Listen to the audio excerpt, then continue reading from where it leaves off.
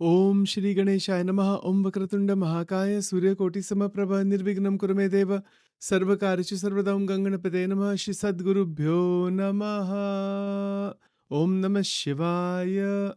Welcome to Nitya Satsang. Today is the 25th of November 2024. I want to offer my prostrations to all the sages and to Bhagwan residing in the heart of every being. We're continuing to examine basic concepts of Advaita Vedanta. So I'm going to continue from yesterday into another term that we are examining today, and that is, that is what is called pratyaksha, the word pratyaksha. So pratyaksha means direct perception. Now,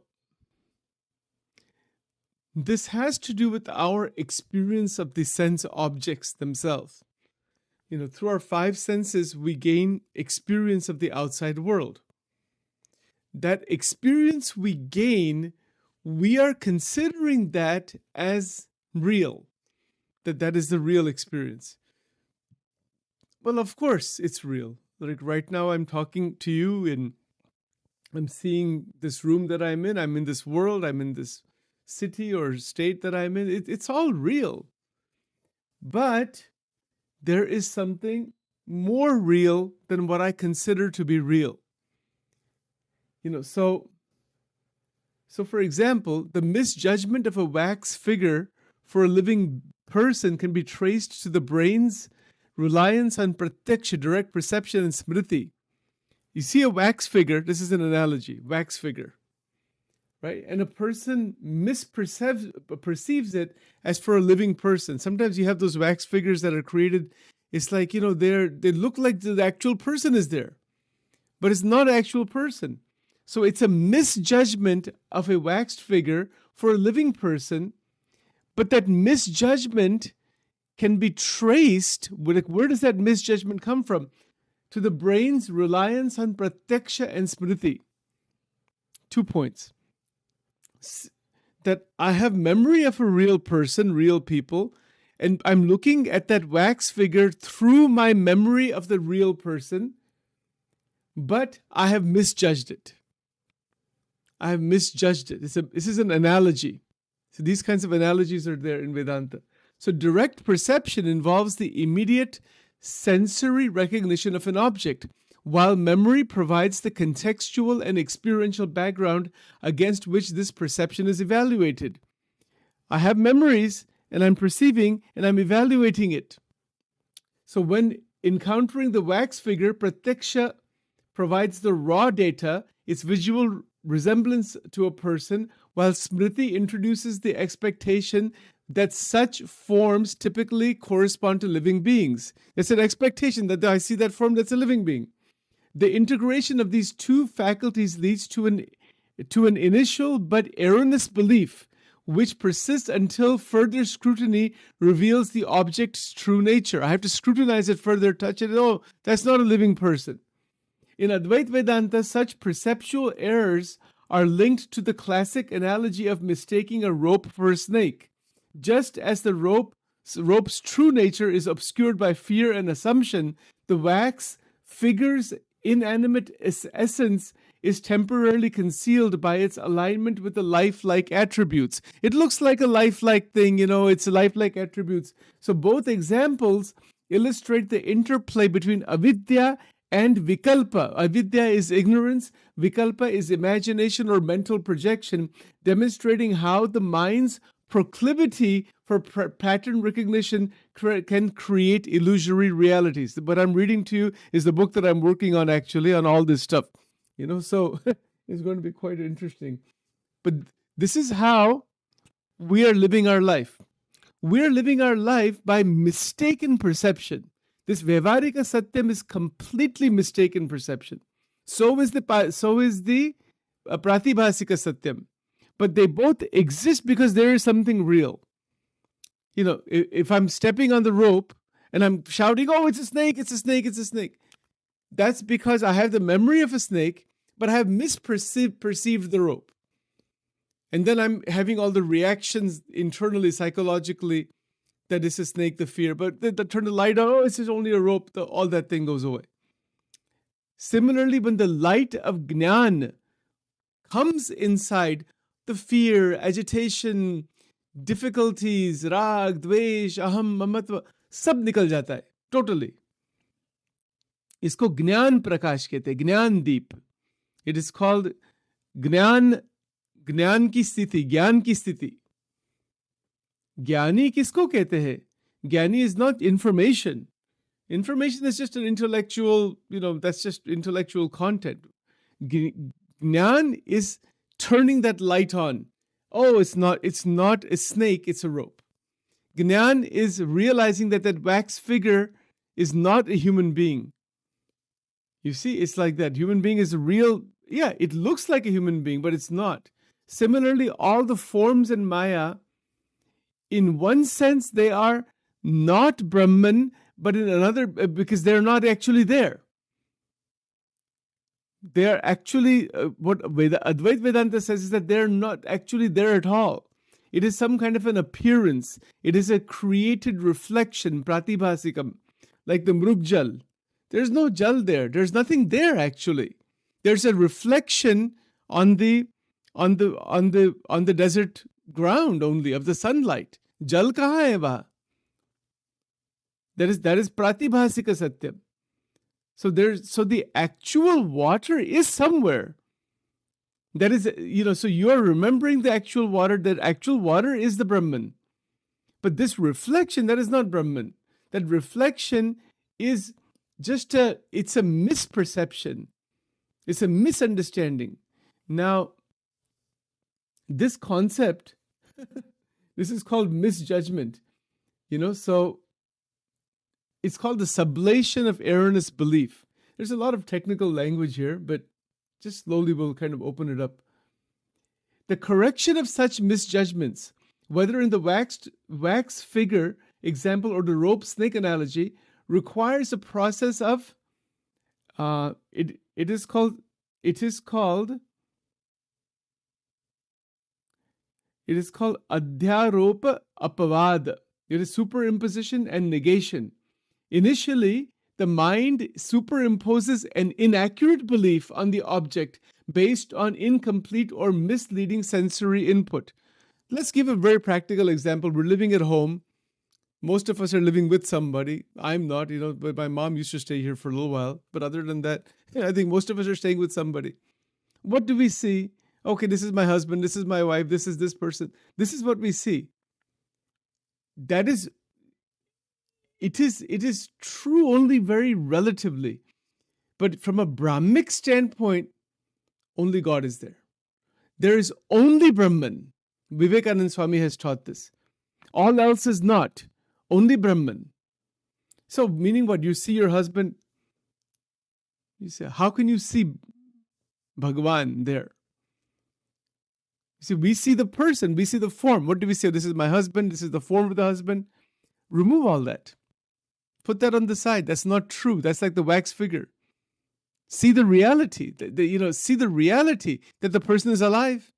The person is living. The form and the mind and all of that is in our perception, it has some relative truth. It's only a reflection. It's only a reflection. Yes. Do I see the reflection? If I'm standing in the desert, do I see the reflection? Yes. But agnan versus gnan is what? Agnani kisko kehte hai? That I'm running after that thinking this is water. Let's assume for a moment you are in a marital relationship with someone and you see your spouse and you say, this is my spouse and he did this and he should have said this and he was a nice person here, he was a bad person here, he was this person here, it was this person here, I said this. Ye sab kya hai? This is running after the mirage. Something that doesn't exist. Jnani is completely steady. So when you see the person, doesn't matter what has happened, what has not happened, you perceive through the mind-body complex, the form, and perceive through the form of the mind also, and directly into consciousness. Now you're not seeing any husband, wife, kuch bhi nahi hai. Kya hai? Brahma Tattva, Akshara Tattva. भगवान का तत्व है. From a tattva point of view, definitely this is true. This is absolutely true, but we are not at that state of awareness for this to be. I'll give you an example that happened in my life many years. This has happened many times, and it can happen anytime, actually. It's not, because the reality is there all the way around all the time. It's not like, that it's missing at any point. The truth is always there. But our mind is so stuck inside the limitations, these things begin to not be so clear. But if our mind is evolved, our own inner world is evolved further, or some glimpse of this can happen. We don't see the form anymore. Something different is there. Something that is original is there. So I'll give you an example. I may have given this one before. This happened many years back. And these kinds of things, so many have happened like this, as an inclination to take us on the right path, to see beyond the names and forms. So one time we were at somebody's house here in Delaware. Some satsang program was going on. There were some 15, 20 people there. And there was a young boy, a 7-8-year-old boy, sleeping somewhere with his, his mother's lap. Somehow in the bhajan kirtan sab chalta hai, that thought came in the mind, oh, that boy, that is only Sri Krishna only. That is, forget the boy, forget the name, the form, the parents, forget everything. That feeling just came just for a little while, and then we just continued doing our usual thing. About 5 minutes later, I didn't even realize this, the boy stood up. He came and he stood right in front of me, and it was the most extraordinary thing. That wasn't that boy, actually. That was Bhagwan Sri Krishna himself. And he says, I am here. So God is everywhere. It's not that God is only in the temples, in the murtis, or in the... He's every... Ja juete Ramaji bijuna bhasare. This happened, in my life, these experiences have happened many, many times. Bahut baar hua hai aisa sab. Because Bhagwan is only thing that exists. Nothing else actually exists. Remove the idea, this is my mother, this is my father, this is... Now, obviously, we're living in the Vyavarika Satyam. It is still Satyam. It is relative, but it's not the actual truth. If a person is only living in that higher reality, then you are an enlightened being. Then the Vyavarika Satyam is a Leela. As I mentioned before, वो एक लीला है. You interact with people with names and forms. Oh, okay, let's go here. Let's go for a restaurant. Let's do this. Interact with people at the level of Vyavarika. That's why Vedanta uses this term Vyavarika Satyam. Vyavarika means transactional. But it's not the actual reality. So while the transactions are going on, the actual reality opens up. And that is why we do bhajan, kirtan, sadhana, yogas, any of the yogas. It is to open up the actual vision. And of course, there are mystical experiences that can happen in samadhi. Those kinds of things are there also. But the way that Advaita Vedanta's approach, particularly Jnana Yoga, is such that go beyond the superimposition. This is called Adhyaropa Apavad. Every day I'm going to present one technical term to you from Advaita Vedanta. We haven't been doing this yet. I'm going to really go into it. It is a process of realizing what is the superimposition and process of negation. It is not, and what is and what is not. So for example, I'm standing in front of that mirage. I've been running towards it for years, trying to gain water. Sadhguru says, wo pani nahi hai. But I see it. It looks like water. I see it. I'm thirsty. Thirst is real. There is some water somewhere that looks like water. But this Satpurush, Sadhguru kya kehte hai? This is not water. And then the person stops running. Sachin stops running. Oh my God, really? It looks like water. He says, you have to realize inside that is not water. So similarly, the example of living in the home. So this is my husband, this is my child, this is me, and mine is not real. It is only relatively real. And we have taken it to be so real and so solid as if it is the end all and be all, which is absolutely it is not. And our mind is stuck with the images, and it's just total chaos because of being lost inside the jungle of avidya. Vasana, that's where the vasanas come from. Desires, desires, desires. Now, this analogy, I know it's 8:01 here. Just 2 more minutes and then we'll stop. This analogy is imperfect. No analogy is ever perfect. The analogy of the individual or the deer running towards the mirage, it never gets actually water from there. This analogy is not a perfect analogy. Why? Because when we interact with the objects of the senses, it's an actual experience. We are getting some kind of anubhav from that. The person running towards the mirage, the only anubhav they have is of seeing the mirage. They don't have the anubhav of the water, or there's no experience of the vishayas. So this analogy kind of breaks down a little bit there. So when we see a person, when we're interacting with people, we have actual experience of that. It's not unreal. But the fact of the matter is that when we can see, it is called Brahmadrishti, to see through the illusion. Maya, the way Maya is described in Vedanta, Advaita Vedanta, is that it's an illusion. It is not there. The notion of a snake is superimposed on a rope. There's no snake there actually. There's only the rope. There's only Brahman. There isn't any world, any Jagat, any Maya. There's no names, forms, kuch hai nahi actually. It is, although it is still in our perception. When a Gnani sees the water, the mirage water, he says, that's not water. He knows that is not water. That's the difference.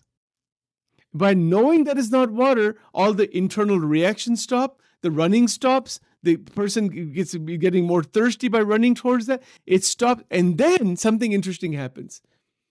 This is one level below Gnani. I mean, Gnani in the sense there's some realization that's not water. That doesn't mean the person has found water.